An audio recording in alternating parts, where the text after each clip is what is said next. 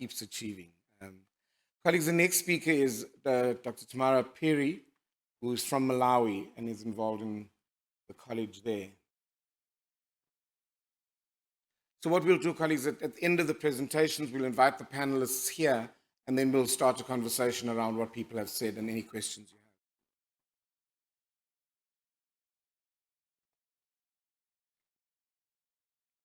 have.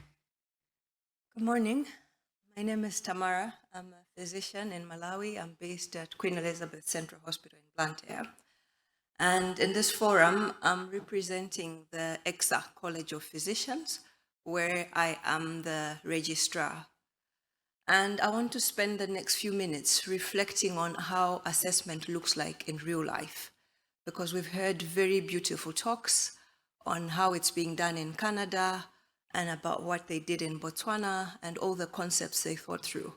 But as many of you know, when you take these things back into real life, it looks a bit different.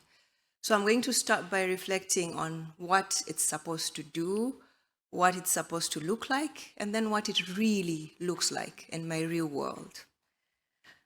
So I liked what Prof. Green Thompson said. He said, Sawubona talks a lot about assessment. It says, I see you. And I think the thing that really speaks assessment to me is measurement. So assessment is really about measuring. And you can think about the different tools that we use to measure. So I put up this tool, which many of you are very familiar with. And we can look at this tool and ask a few things about what we're doing with what we're measuring. So firstly, you need to ask yourself, why are you measuring? Why are we doing all these assessments? It costs time, money, people. What do you want to do with these measurements that you're getting out of them? And there's a lot of information you can extract from assessment. And then when are you assessing these people? When are you measuring? We've heard about summative assessments, which is something you do once in a period of time, and you decide whether your students are at the level that you want them to be. But also you can do a formative assessment, which is looking at things over a period of time. So is my water at the half cup measure, or is it at the 1 cup measure? And how long has it taken for it to get to that level? And then what are you measuring? A lot of our discussion here has been focused on our trainees and students, but we can also assess the tools themselves that we're using. We can assess ourselves as assessors to see whether we're doing this correctly or not. We can assess whether our systems are working or not. So we really need to be open-minded about this assessment. And then the debate and discussion about assessment is about the tools. It's how you measure, because there's so many ways of doing this, but how exactly are we supposed to measure? So if you think about the tool that I showed you, one was a measuring jug, and there's a Pyrex jug there. It also measures, but the good thing with that is you can use hot things with that. And sometimes you need a plastic mug, but not just a plastic mug. You need one that can measure at different levels of training. So you small cup for your first year trainee, and then big cup for your 4th year trainee, and you don't mistake the two for the one for the other. But also it could be different things. You could be measuring length, you could be measuring size. You need to use a different tool for that. So there are clever people in the world of medical education that have put these domains that we need to be assessing. So whether it's knowledge or whether it's skills and how people replicate what they've learned. And you'll see that as someone progresses, you need to be moving from the bottom of the pyramid to the top. A good assessment tool, we've heard about this already. It needs to be something that's valid, that's reliable. But I think where the rubber meets the road for us is that these things need to be practical for us. So they need to be feasible. Can we use them in our setting? Do we have the funds and resources to use them? And are they acceptable for our people? So I really want to dwell on context, and I'll give you a very simple example about context. It's from a skill we had to learn as medical students. One of the earliest things we were taught was how to draw blood and how to put up IV lines. And they showed us some tools we were supposed to use. One was a tourniquet, because you need to compress wherever you're going to get blood from and stop the blood from moving. So this is what they showed us in class. And there was one problem. When we went into our wards, these things didn't exist. The only time we saw them was when we had a visiting elective student from Europe who brought their own, or when you go to ICU or anesthesia and there would be this anesthetist who's worked for like 100 years and they have an old one, which is worn out and it's very, not really doing what it's supposed to do. But we went to the ward and we found there was something else that could do the same job. It was this. It's called a glove, but you can also use it as a tourniquet. And it works very well because it's elastic, because the BMI of most people in Malawi is like mine, so it can fit on my arm and you can get a blood sample. But as I proceeded, I found that there were senior interns who had improved on this tool. They showed me it's actually better if you just use the very tip of the glove. So the very elastic thing, it's much, much better. It's more elastic. So what you wanted was a tourniquet, but we ended up using a tourniquet 2.0, and we even got a tourniquet 2.0 Lite, which actually did the work that we were supposed to do.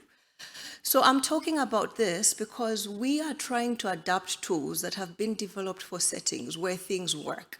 When you see these car adverts and they're testing cars, the Merc, the BMWs, they have this nice smooth road, and the only obstacles they put are these neat little cones, and they show you swerving around and then they say it's safe. But the roads where I come from sometimes look like that. And if you bring this Porsche car into this setting, it really won't work. So we have to think about what we have and what we want to do and how to make it work on my road. So I'm putting this in real life practice. I'm from the EXA College of Physicians. We spent a lot of time thinking about how we were going to do assessment, and we chose that we were going to focus a lot on the formative bit of assessment, which is something we hadn't done very well in previous programs. And also we focused a lot on competence to measure progression by looking at the milestones the trainees had achieved, rather than just saying you've been here 4 years, so now you're ready to graduate. The only use we've used for time is to tell us when we want to assess. So we do quarterly assessments, for example, and we also do an annual review of competence progression for us to decide whether you're ready to proceed into the next year or not. And we also thought about the different tools and the different domains we wanted to assess. So you will see that in our framework, there are different skills we're assessing. We're looking at patient care, whether you can work in a team, whether you understand ethics, whether you can teach or not.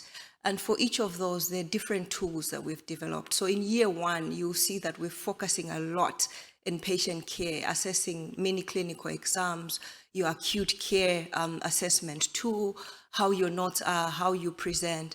But then we also look at how you work in a team using multi-source feedback. So I won't go into details, but you can see that each domain is represented by a tool. So going back to this, so that was a beautiful dream that we have. How does it work in real life? It's different assessing people here. One, because our wards look like this. And I'm supposed to be doing clinical real-life assessment in a place like this. This is our emergency department. That is a queue of people waiting to be seen. And I'm supposed to be teaching and assessing people in this setting. Or sometimes it looks like that. And that picture already makes you feel tired and congested because it speaks of lack of resource, lack of time, and that when you give these assessment tools to people, they are not really working through them thoroughly because they really want to get through the line. The other thing that's different here is the mindset of the people that are assessing. There are people that have been teaching for 50 years, and when you talk about these new assessment methods, they tell you, what do you know? We've done this for the last 30 years, it's worked, go away with your new ideas. So they're quite rigid, and others are flexible in the way they will adopt these assessment tools. But also there is culture and tradition. We have very strong power dynamics. You don't speak back to the elders, and the elders are the teachers, and your trainees are the juniors, and you can't have a conversation on feedback in that setting. And also, apart from rigidity, it's how we understand our roles. I have a colleague who was assessing a student who was much older than her. She was like me. And this student simply wouldn't take feedback because in his culture, you don't take feedback from women. So that made it very difficult, and the student had to be moved to a different trainer. So the environment is different, the resources are different, the people are different, the skills and tools are different, but also we don't have the same amount of time. So how do we make assessment context appropriate? A few things we can do. You can adapt things like we did, and you can evaluate whether they work or not. But also, we need to think about tools for our own setting. We've been doing a lot of adapting. It doesn't always work. Why don't we think about things that work for us? I heard Prof. Dankor speak yesterday about why do we want someone to give us an ATLS training tool from elsewhere? We know a lot about ATLS in our context. Why don't we develop that for ourselves? And then also to be careful about not throwing away the baby with the bathwater. So it's not everything that's wrong. These things have been tried and tested, but we can make them fit with what we want to do. And the key thing that I think we probably should focus on is our mindset and our human capital. So that's why other people are wealthy and others are not. And even if the wealthy people lose all their wealth, they still generate the wealth again, because there is something about how they think that tells them what to do. And I think that's where the work needs to be done for us. And that context and the mindset differs depending on where you're from. Even within the same country, different tribes do things differently. And let's try to extrapolate that to our assessment and our teaching and our exams. Thank you.